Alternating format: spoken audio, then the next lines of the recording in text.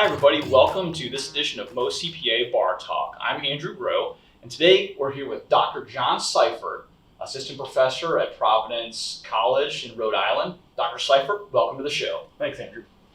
For CPAs out there, and for the accounting profession, maybe we can bring this down a little bit. Where are you seeing some of the applications and use of AI in this space right now? One of the great applications of AI is in data categorization. You've got a huge set of data, and businesses are creating more and more data as we speak. They're adjusting their internal processes to collect more. It's really hard for a human to sit down and look through all of that data and pick anything out. Imagine if you watch the Cardinals play every single game. You would probably not. Fantastic. Yes. But then could you as a human sit down and say, well, what was the batting average of a particular player? Like, it's not something that we as people track very well, and yet the data's there.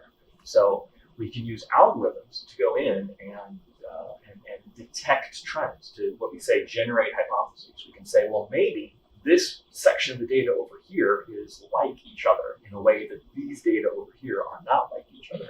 And the algorithms can go in and provide a bunch of basically suggestions to the human analyst to look at in a deeper way, in a way the human can never look at the petabytes worth of data. The algorithm can. And I think that's super interesting, something that we're paying very close attention to, and I know we chatted about a little bit, is the audit of the future, and exactly what you're talking about right now, where traditional CPA audits, we're looking at maybe inventory, looking at big sets of financial transactions. How can AI, especially for the audit of the future, kind of change the audit of the future, in your opinion? There's a technology out there called Anomaly Detection that is used in network security. So the engineer is responsible for the security of a computer network for a particular organization.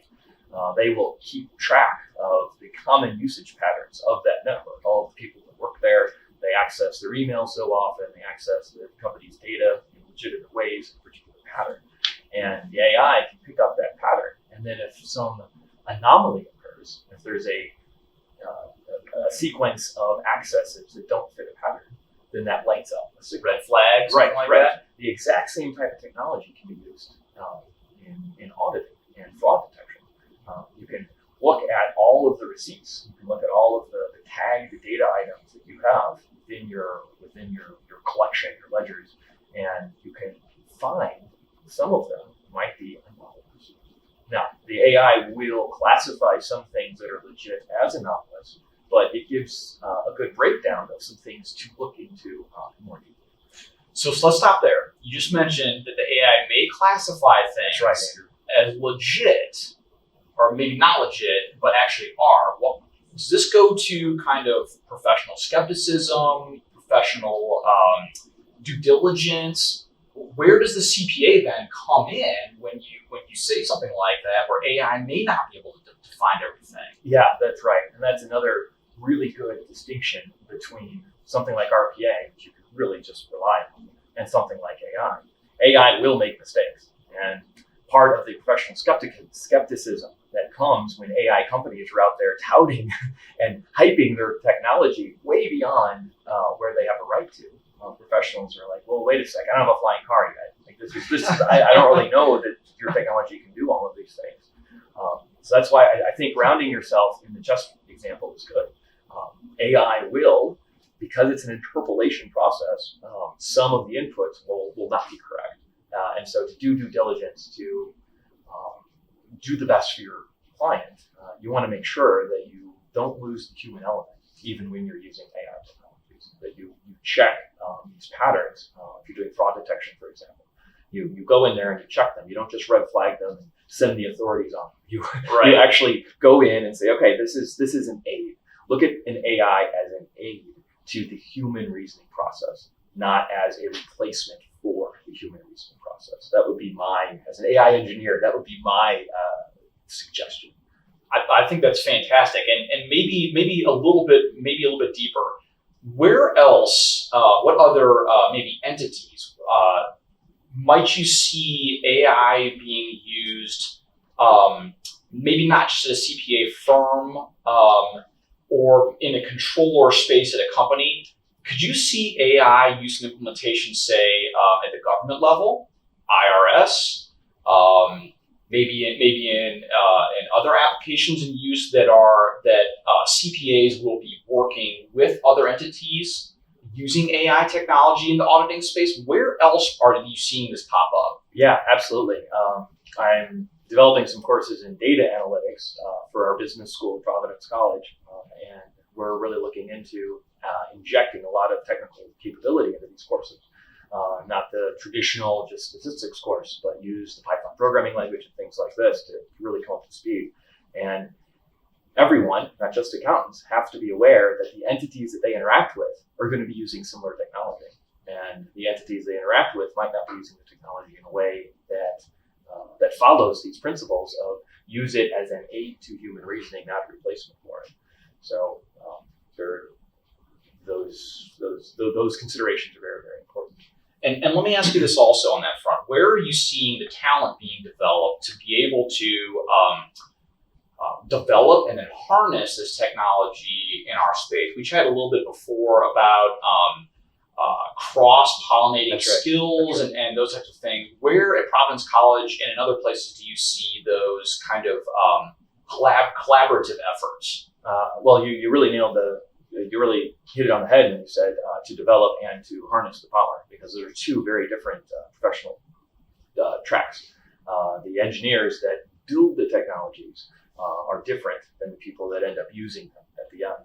So that's heartening to know as an accountant student that you don't need to complete an entire degree in computer engineering or computer science, but getting a couple classes under your belt, taking the first 3 courses in the programming sequence, for example, to really spend some time understanding how technology is developed and used will give you a perspective that will last your entire career. Some of my best students right now are actually accounting majors, and they're getting a minor in computer science. Yes. We're trying to recruit them to computer science, but they want to be accountants, and that's wonderful because they're going to go off to their firms and provide a kind of value that is unreplaceable.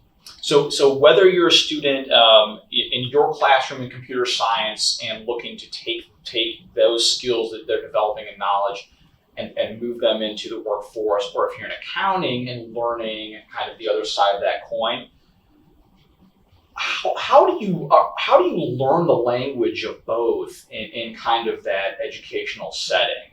We've talked before a little bit about maybe there'd be some disconnects in the way that computer science professionals and someone like in accounting talk about maybe even similar concepts like we're talking about here. What are the challenges there? Yeah, absolutely, Andrew. All the different disciplines are pretty siloed these days. They have their own technical jargon. And one of the great things about taking, say, a computer science class from computer scientists is you get enculturated to the jargon of the technologists, and you can read and understand what they're saying even better. So taking a few courses actually from computer scientists, it can be jarring. Like you might not be ready for it, and it can be more difficult than if you're making computer science your field. But the payoff is pretty high. Same thing goes the other way. I have many computer science students that are getting minors in business. And so they go into business school, and then they're learning all the jargon associated with that as well. There's no way around the fact that professionals have jargon. It's necessary to work, and it's good to be able to translate. So getting translation skills up. And I think college is a great time to do it. Even after college, you can spend some time working through tutorials and learning what these technical words mean and how they differ. It's especially acute when you have words that are the same in multiple disciplines, but yet they mean totally different things. That's super cool. And it is heartening to hear that there, at Providence College and in other universities, there are these collaborative kind of efforts being done, because we are hearing that from the AICPA, yes. Our profession, most CPAs, Transformation Task Force, and other areas. It's why we're glad that you're here talking about today. Thanks for watching. If you enjoyed this segment, check out the entire episode, and if there's a topic you would like to see us cover, comment below.